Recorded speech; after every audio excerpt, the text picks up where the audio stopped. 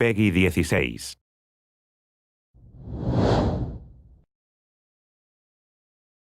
Hello everyone, and thank you for joining us today.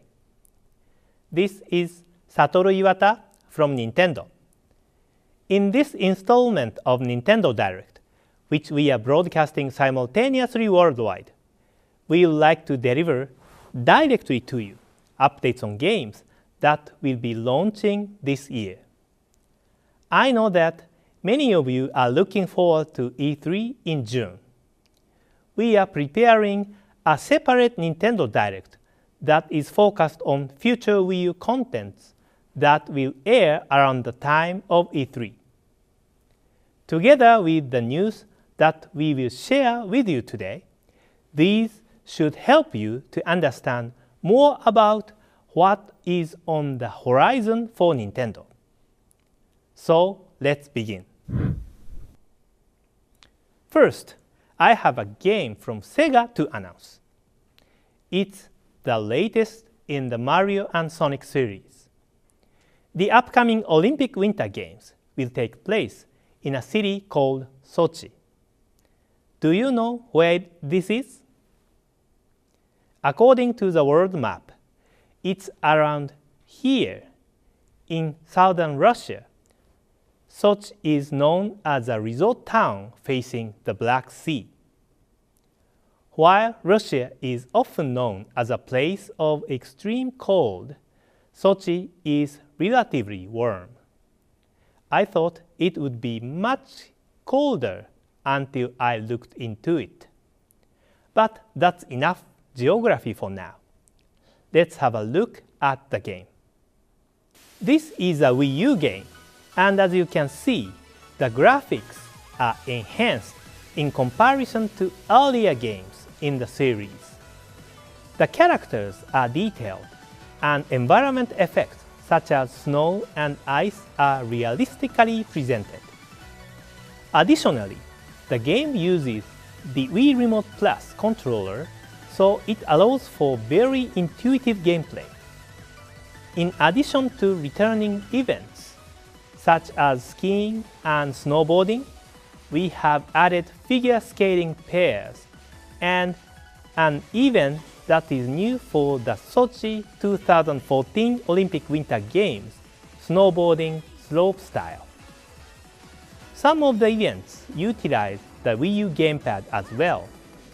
For example, in curling, the player must draw lines directly on the ice rink displayed on the gamepad to share their strategy with the other players.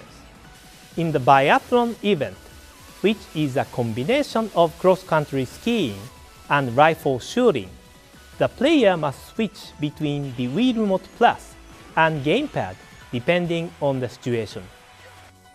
In addition to these official events of the Olympic Games, the game also offers what we are calling dream events as well, where stages are built in the world of Sonic and Mario, and you can do dynamic moves not possible in real life.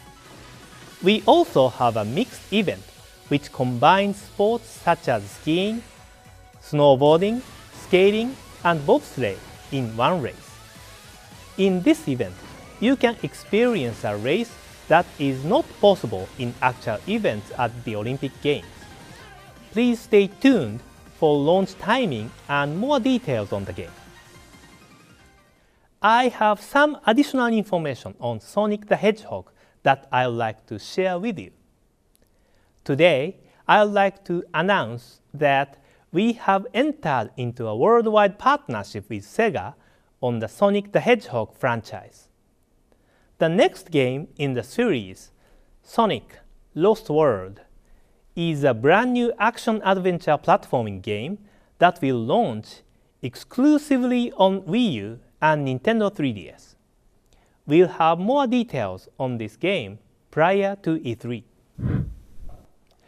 Now, I would like to talk briefly about Game & Wario. From June 28th, players all across Europe will be able to enjoy a new kind of Wacky Wario fun on Wii U. There are 16 games for which you use the Wii U gamepad in many unique ways. And all you need is just one gamepad, and all the players enjoy all the games without a Wii remote. Please take a look at this trailer and see for yourself.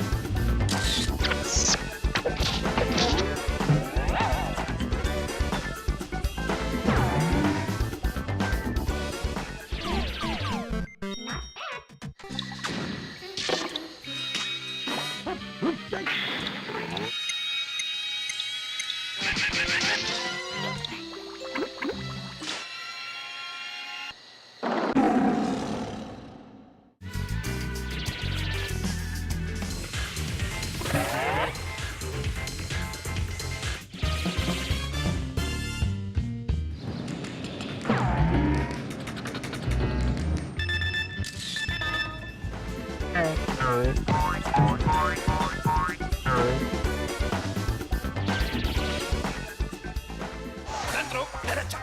¡Vamos! ¡Abajo! Centro, arriba.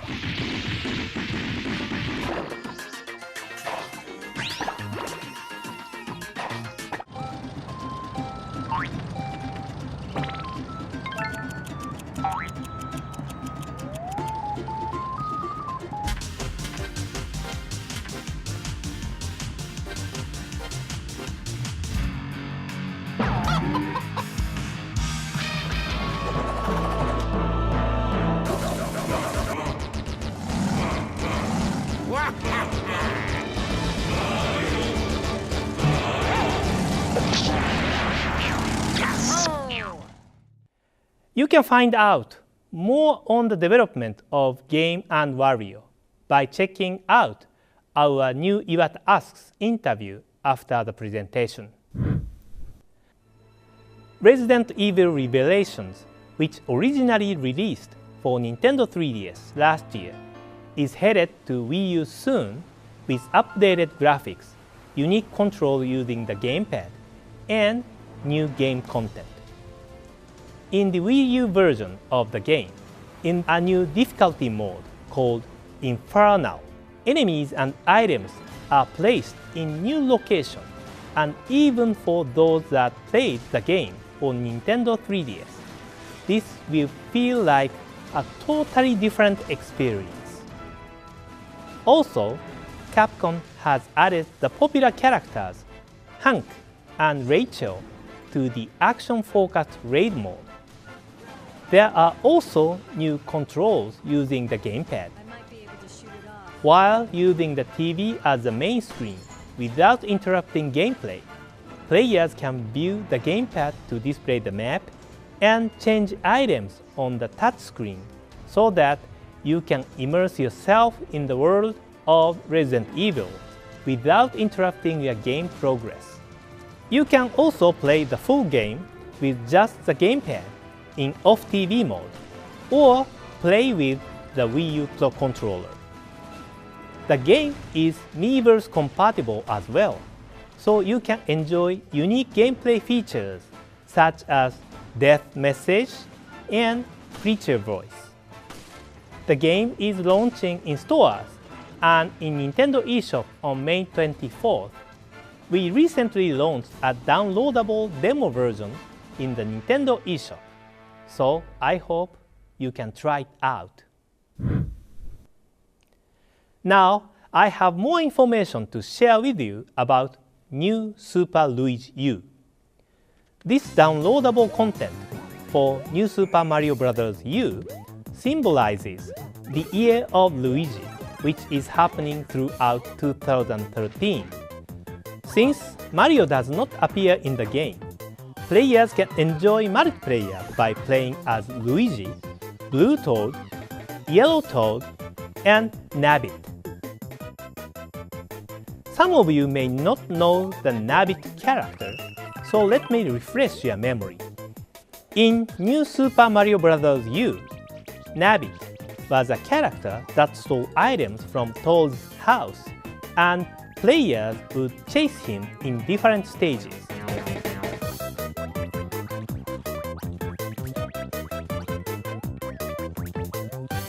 This time around, you can actually play as Nabbit. Nabbit has different abilities from Luigi and the Toads.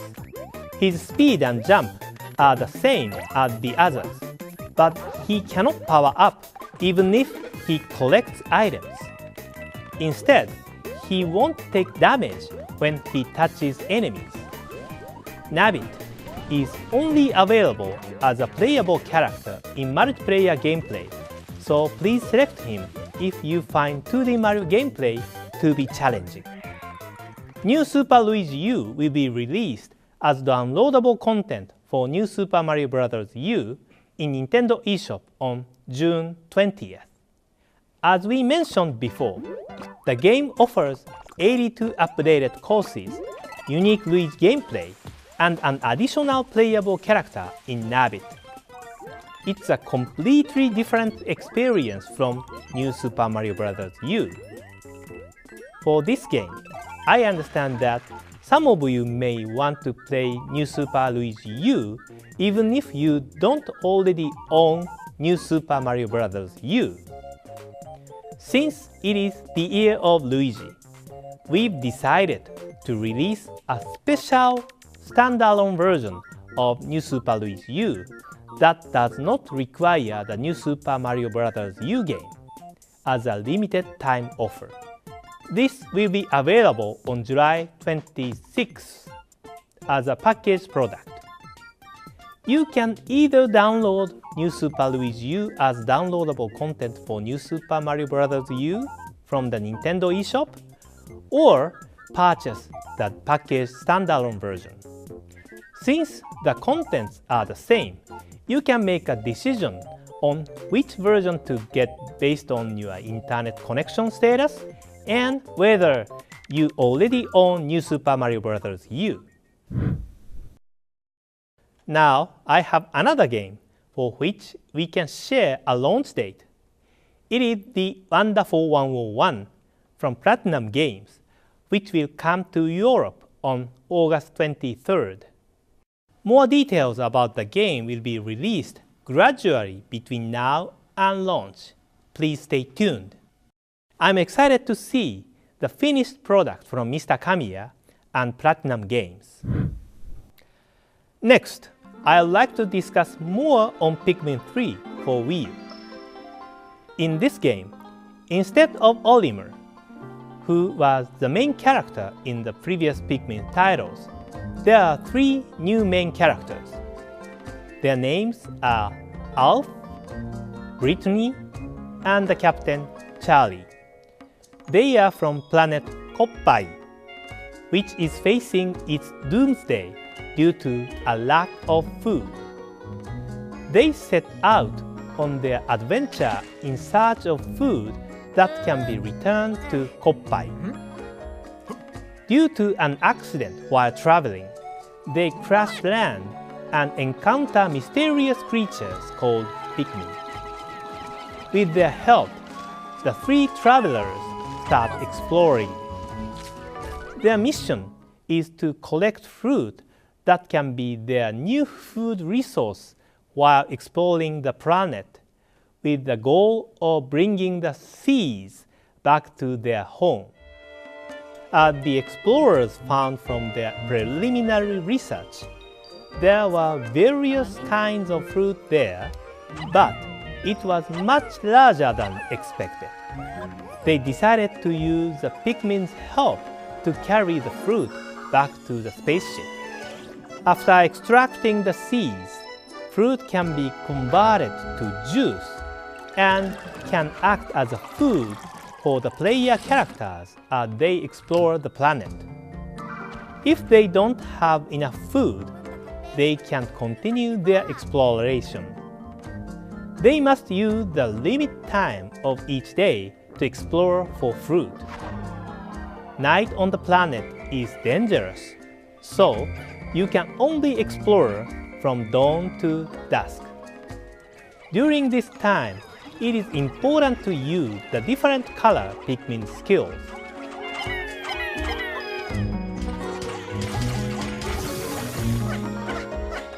Players can divide activities among the different characters and explore separate areas with different groups of Pikmin in order to progress with their exploration.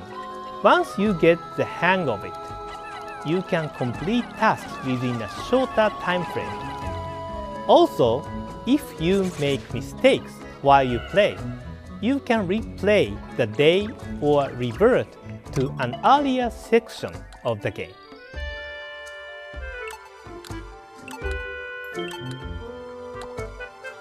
The fun of starting over is that you can tap into what you learned from your last play session to more efficiently complete tasks.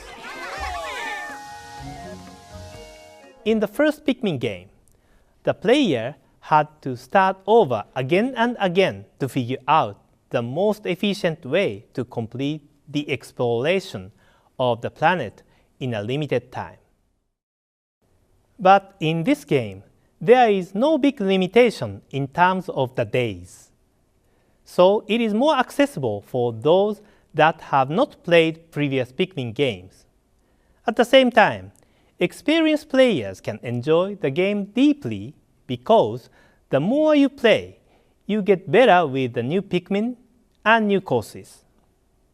And this is another one of your assets in surviving the adventure. In Pikmin 3, the gamepad becomes a handy information terminal called the COPPad. As you can see, the area you have currently explored is shown on the map. You can see where the Pikmin and player characters are located. Also, by scrolling the screen with your finger, you can see the details of each area on the TV screen. Additionally, if you scroll the map while selecting one of the player characters like this, you can move them to a specific location automatically. With the COPPad, you can view the overall map and grasp what each character and Pikmin are doing on their assigned tasks. At the end of the day, you can see the replay of the entire day. Fast-forwarding and rewinding replay footage to review a day and the number of remaining Pikmin is a part of your strategy to get ready for the next day. I'd like to share some information on the game's control as well. We are preparing a few types of game controls that players can choose from. Play control using the gamepad is similar to playing the previous Pikmin games on the GameCube. The game is also compatible with the Wii U Pro Controller. If you have played Pikmin 2 for Wii, you'll know that the Wii Remote and Nunchuk control scheme makes it easy and intuitive to decide where you want to use Pikmin. With Wii Remote Plus, these controls have become more comfortable. We are mainly focusing on this control scheme today. Also, you can enjoy the full game without a TV by just using the gamepad. You can also play the game with Wii Remote and Nunchuk using the gamepad as a monitor. With the help of Pikmin and the COPPad, can Alf, Brittany, and Charlie save their home planet, Koppai? Today, I shared updates on the game's story mode, but another time, we will be able to share more on challenge mode and the game's multiplayer modes. Pikmin 3 launches on July 26th. Thank you for watching. That is all that I have to share today. See you around that time of E3